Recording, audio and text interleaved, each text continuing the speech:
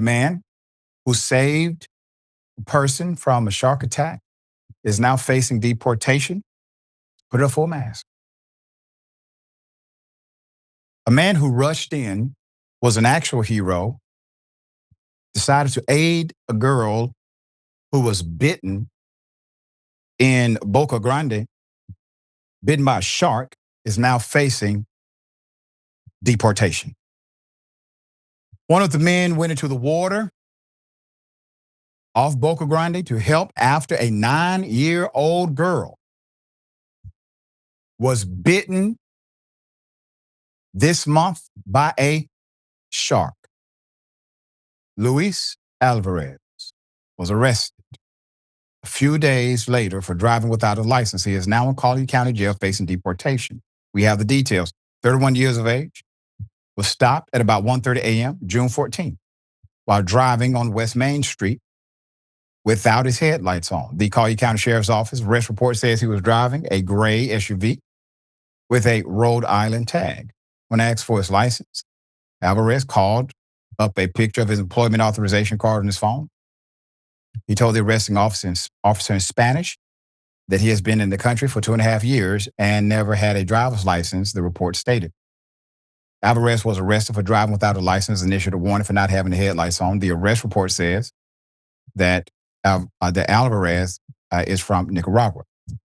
Court records indicate he is being held in the U.S. in jail by U.S. ICE, Immigration and Customs Enforcement. He is scheduled to go before a judge on July 9th. Leah Lindell, put her up, so unfortunate, sustained severe injuries after she was bitten by a shark only a few feet off of the beach in Boca Grande. Lindell's hand was nearly severed, but fast action at the scene and an airlift to Tampa General Hospital allowed surgeons to reattach her hand. She is currently recovering. Renee Lugo, who also helped during the rescue, said in an interview with Fox 4 News, which first reported the Alvarez arrest, that Alvarez is the one.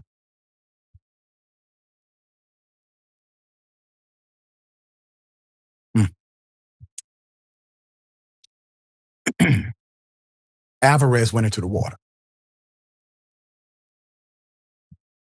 and faced a shark to help Lindell's sister. Quote, he jumped in that area to bring her out when I was assisting Leah, said Lugo in the Fox 4 interview. Quote, he went deep underwater, not even caring about the shark. He went really deep. He probably faced the shark. End quote. Put him back up again. I'm going to tell you why I choked up. You have to realize that he realizes he's not a documented individual in that traditional sense. He's working. He's not breaking law. But there's a Trump administration. If he gets caught up in having to answer questions to the authority, he could go to jail, he could be deported. The point is, none of that mattered to him. None of it mattered to him. What mattered to him is that he had an opportunity to save a young girl from being bitten by a shark, and he did it without regard to his personal safety or what repercussion could happen to him after that. That part. Wouldn't you rather have that guy in this nation? Wouldn't you rather have that guy as your neighbor, as your friend, your family? Put it up. Body cam footage. Body cam footage from Lee County Sheriff's Office. Deputy who responded to the call shows the 3 men standing next to the water as Leah was being treated by EMS Alvarez through an interpreter. Told first responders it looked like about an 8-foot shark. He's cooperating. Experts later said it was possibly a bull shark. one of the most aggressive sharks in the Florida waters. Man faced one of the most aggressive sharks. Court records indicate Alvarez has no arrest history in Collier County. He was arrested on similar charges 4 times in Lee County dating back to December 2023. The man drives, he works, he has to get back and forth, real simple. He paid fines or had adjudication withheld by 3 different judges. In the most recent case, the judge issued a D6 suspension on June 23rd, meaning Alvarez had not paid his fine and was unable to apply for a license. But now, due to the insane policies of this administration, someone who would save your child,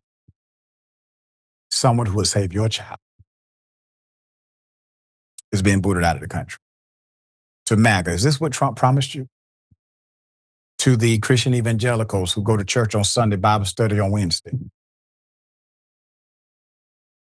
Wouldn't Jesus do something like this?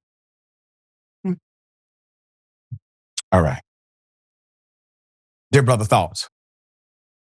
That level of bravery, I think, is pretty unfathomable. I mean, regardless of what side of the political aisle you're on, I think that kind of situation is one where it's really easy to think about what we would do in that situation. But I am born and raised in Florida. I grew up going to the beaches. I have family over there. I've seen shark instances where everyone kind of their attention gets piqued immediately. Very rarely does someone immediately jump in and get to that level of bravery with just a snapshot without even thinking about it. And when you add to the fact, like you're saying, that he did so without regard not just for his safety but for his legal status, that speaks to a level of human that I can only aspire to be one day. And this, like you said, this is what the Trump administration was all about. They wanted to get these terrible criminals out, and look at who it's targeting. I don't have the ICE data on me right now, but I recall it being something, at least in LA, I think it was 2/3 had no criminal record, but nationally it was way higher than that.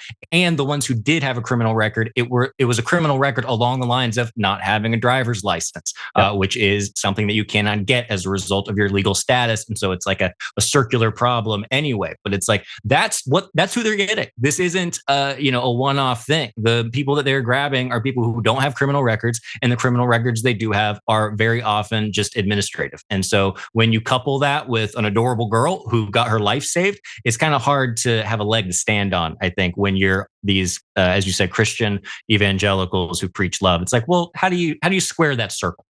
That's right. That's right. Well said. We'll bring you updates. If there's an update, you bring on that story.